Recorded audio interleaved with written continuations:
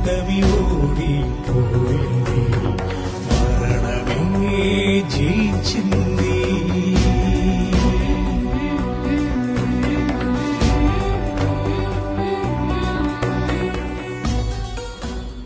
Praise the lord. యేసుక్రీస్తు నామములో మీ అందరికీ శుభములు తెలియపరుస్తున్నాను. మార్నింగ్ మన్నా అనే ఈ కార్యక్రమం ద్వారా మీరు అనేక మంది ఆత్మీయంగా దీవించబడుతున్నారు, బలపరచబడుతున్నారు. దేవుని బిడ్డలారా, ఇది మంచి కార్యక్రమం కాబట్టి అనేకులకు పరిచయం చేయండి. ఒకవేళ ఇంకా మీరు దయించకని యూట్యూబ్ ఛానల్ సబ్స్క్రైబ్ చేయకపోతే మీరు త్వరగా సబ్స్క్రైబ్ చేయండి. అనేక మందికి మరి ఈ దయించకని యూట్యూబ్ కార్యక్రమాన్ని గురించి చెప్పి వారిని కూడా భాగస్తులుగా చేయాలని కోరుతున్నాను. ప్రభు ఈరోజు నాతో ఏం మాట్లాడతారని కొంతమంది ఆశతో ఎదురు చూస్తూ ఉన్నారు. నేను ఇక్కడ నిలబడినప్పుడు నాతో దేవుడు చెప్తున్న మాట ఏంటంటే, దేవుని బిడ్డలారా, మీరు ఆయన స్వరం వినబోతున్నారు.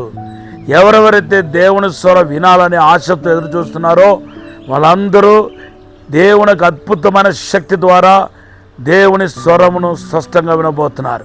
అంతేకాదు, మిమ్మల్ని ఆత్మీయ లోతుకు దేవుడు నడిపించబోతున్నాడు. 2 గొప్ప అద్భుత కార్యం జరగబోతుంది. మీ ఇంట్లో ఎవరో ఒక్కరు దేవుని యొక్క తాకిడి అనుభవించబోతున్నారు, విడుదల పొందబోతున్నారు, రక్షించబడబోతున్నారు. ఈరోజు దేవుడు మనకిచ్చిన వాగ్దానం ఏంటంటే, యెషయా గ్రంథం 60వ అధ్యాయం 22వ వచనం దేవుడు వాగ్దానముగా ఇస్తున్నాడు. దేవుని బిడ్డలారా, మరి యేసుక్రీస్తు యొక్క శిలువ మరణముతో కనెక్ట్ అయిన ఒక్కొక్కరి గురించి ప్రత్యేకంగా ధ్యానం చేసుకుంటూ వస్తున్నాం. ఈరోజు మరొకసారి నికోదేము వ్యక్తి ద్వారా మరొక విశేషమైన సందేశాన్ని మనం ధ్యానం చేయబోతున్నాం. మన ధ్యానానికి మరి యోహాను సువార్త 19వ అధ్యాయం 39వ వచనాన్ని ఆధారంగా తీసుకోవాలని చెప్పి ఆశపడుతున్నాను. మీ దగ్గర బైబిల్ ఉంటే మీరు తీసి చదవచ్చు.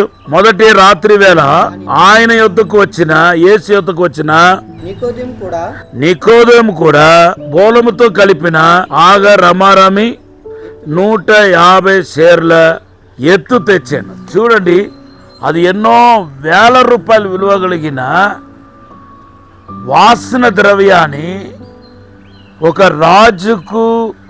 రాజు చనిపోయినప్పుడు చేసే మర్యాద నిమిత్తము, కస్టమ్స్ నిమిత్తము చేసే ఆ విలువ కలిగిన ఆ యొక్క అత్తరును తీసుకొచ్చి యేసుప్రభు శరీరంలో రాయటం మనం చూస్తున్నాం.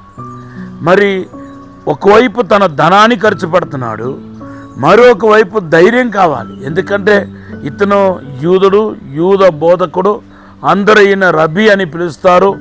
మరి అందరికీ సుపరిచయమైన వ్యక్తి. రేపు కనుక ఈ పని చేస్తాడని తెలిసిందా ఇతని చాలా హింసిస్తారు, ఈయన కుటుంబాన్ని వెలివేస్తారు. ఇవన్నీ తెలిసినా కూడా నికోదేము అని ఈ బోధకుడు ఇంత మంచి కార్యక్రమం చేయటానికి తన్ను తానే సమర్పించుకున్నాడు. దాని కారణం ఏంటంటే, దేవుని బిడ్డలారా, ఆయన ముందుగానే దేవుని యొక్క వాక్యం చేత సిద్ధపరచబడ్డాడు. ఆయన హృదయం సిద్ధపరచబడింది. ఊరికనే ఒక ధైర్యం రాదండి. దేవుని కోసం బ్రతకాలి, దేవుని కోసం జీవించాలి, దేవుని కోసం మనం ఏమైనా చేయాలి అని ఊరికనే రాదు. కొంచెంమంది అయితే మరణాన్ని తెగదంపులు చేసి, మరణం అంటే కొంచెం కూడా భయం లేదు, యేసు కోసం ఏమైనా చేయడానికి సిద్ధమంటూ ముందు నిలబడుతున్నారు. అగస్టిన్ జబకుమార్ అని ఒక దైవజనుడు బీహార్లో మిషనరీగా పనిచేస్తున్నాడు. చాలా స్కూల్స్ కట్టాడు.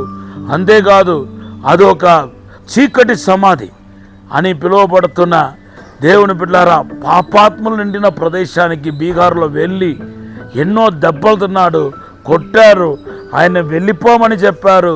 అటు ప్రభుత్వం నుండి, ప్రజల దగ్గర నుండి ఎన్ని ఒత్తిడి వచ్చినా ఏ ఒత్తిడికి తల వంచకుండా ఈరోజు బీహార్లో ఒక పేరు ప్రఖ్యాతి పొందిన వ్యక్తిగా మాత్రం కాదు, కొన్ని వేల మందికి సువార్త చేస్తున్న దైవజనుడుగా దేవుడు నిలబెట్టాడు అగస్టిన్ జబకుమార్ని. కారణం ఏంటంటే తెలుసా అండి, ఆయన అలాగా జీవించడానికి దేవుని యొక్క వాక్యం చేత సిద్ధపరచబడ్డాడు. యేసు ఈయనే లాస్ట్లో తనకు ఈ అంత్యక్రియను చేయబోతున్నాడు, అంత్యక్రియలో పాలు పుచ్చుకోబోతున్నాడని ముందుగానే గ్రహించి ఆయన అందుబాటులో ఉన్నప్పుడులా యేసుక్రీస్తు ఆయనకు బోధ చేసుకుంటూ వచ్చాడు.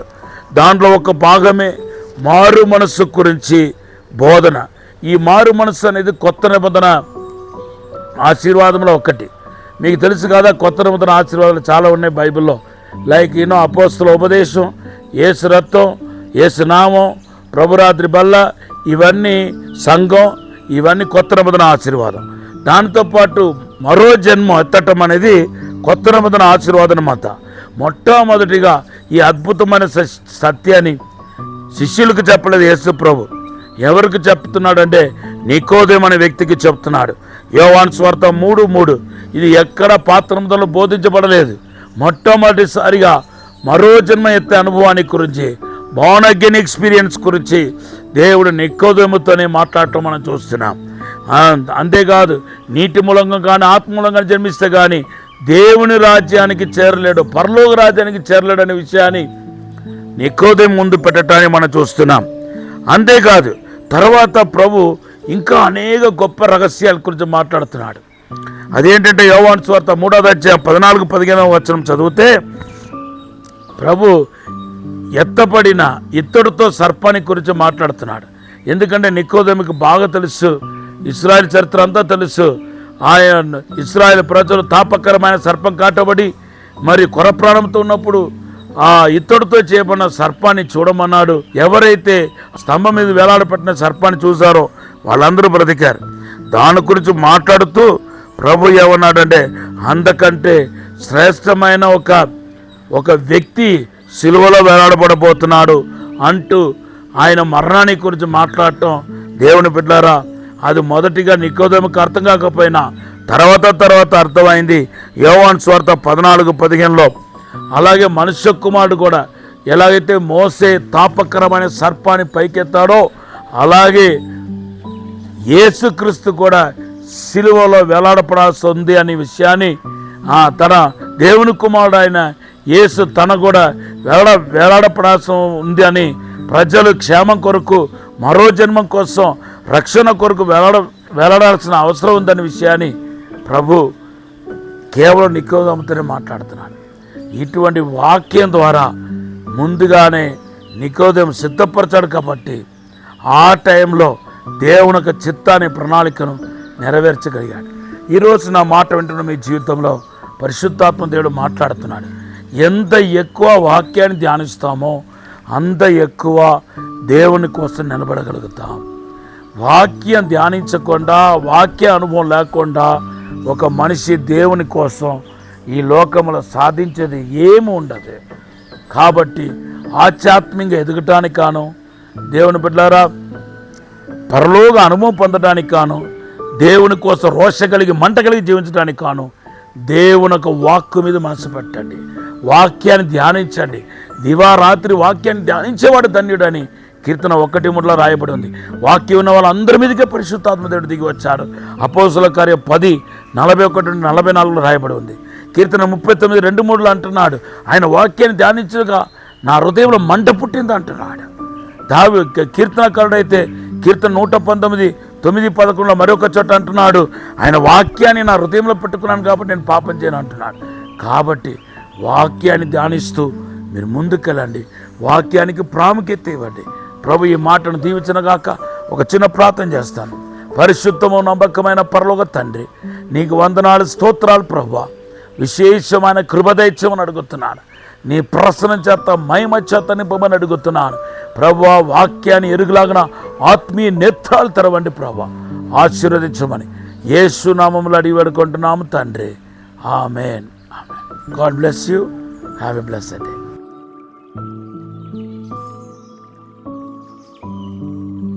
రాజమహేంద్రవరంలో దహించు అగ్ని అభిషేక ఆదివారపు ఆరాధన స్థలం దహించు అగ్ని ఆడిటోరియం, నటరాజ్ థియేటర్, రాజమహేంద్రవరం. సికింద్రాబాద్ లో దహించు అగ్ని అద్భుత అసాధారణ కూడిక ప్రతి శనివారం సాయంత్రం 5 గంటల నుండి ప్రారంభించబడును. స్థలం SPC church ground, alpha hotel వెనుక సికింద్రాబాద్. మరిన్ని వివరాలకు 9494940007